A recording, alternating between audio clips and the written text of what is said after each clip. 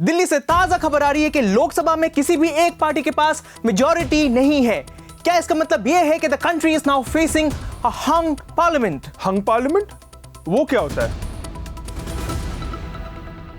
जब लोकसभा में किसी भी सिंगल पार्टी या फिर कोई भी प्री पोल कोalition जैसे कि यूपीए और एनडीए के पास मेजॉरिटी मतलब 50% से ज्यादा सीट्स नहीं होती है तो उसे हंग पार्लियामेंट कहा जाता है। इस सिचुएशन में किसी भी सिंगल पार्टी या फिर प्री पोल कोalition के पास गवर्नमेंट बनाने के लिए 272 का जो मैजिक फिगर होता है वो नहीं होता है।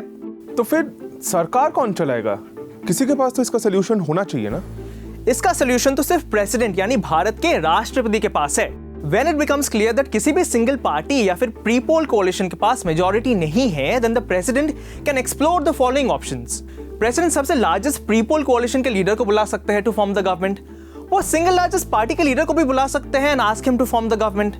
If this is also not possible, फिर president can invite the leader of the largest post poll coalition. अगर प्रेसिडेंट को लगता है कि द सिंगल लार्जेस्ट पार्टी के लीडर को सपोर्ट नहीं मिलेगा, then he or she can invite other parties to form the government. तो ऐसे भी सरकार बनती है क्या? Yes, in fact 2004 के लोकसभा इलेक्शंस में कांग्रेस लेड यूपीए को 218 सीट्स मिली थी, मतलब मेजॉरिटी उनके पास नहीं था। But the then president APJ Abdul Kalam had invited Sonia Gandhi to form the government after the left parties assured outside support to the UPA. Similarly, in 1999 BJP lead NDA को 269 seats मिली थी और TDP के support से उन्होंने 5 साल तक सरकार चलाई। ये अटल बिहारी वाजपेयी की गवर्नमेंट थी जो 13th लोकसभा के पीएम थे। एक सेकंड, तो इसका मतलब है कि अगर ये सपोर्ट दे रहे हैं तो इसका मतलब सपोर्ट ले भी सकते हैं। यस, इनफैक्ट 1998 में भी इलेक्शंस हुए थे जिसमें बीजेपी को 182 सीट्स मिली थी। The BJP managed to form a coalition, but its government fell within a year after the AIADMK withdrew support. इसके बाद फ्लोर टेस्ट हुआ जिसमें बीजेपी एक वोट से हार गई थी। Finally, the president dissolved the Lok Sabha and then ordered fresh elections. So what's better then? A government with support or fresh elections? Well, अगर प्रेसिडेंट को लगता है कि a party or a coalition has the numbers to form a stable government, then it makes sense to avoid fresh elections.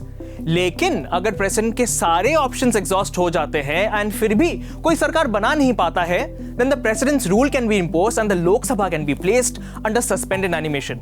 अब president's rule can last up to 6 months and इस दौरान कोई भी एक पार्टी या कोalition को दूसरा मौका मिल सकता है to prove the numbers and form a stable government. लेकिन अगर 6 months बीत जाती है और कोई भी सरकार बना नहीं पाता है, then the president has to dissolve the house and order fresh elections.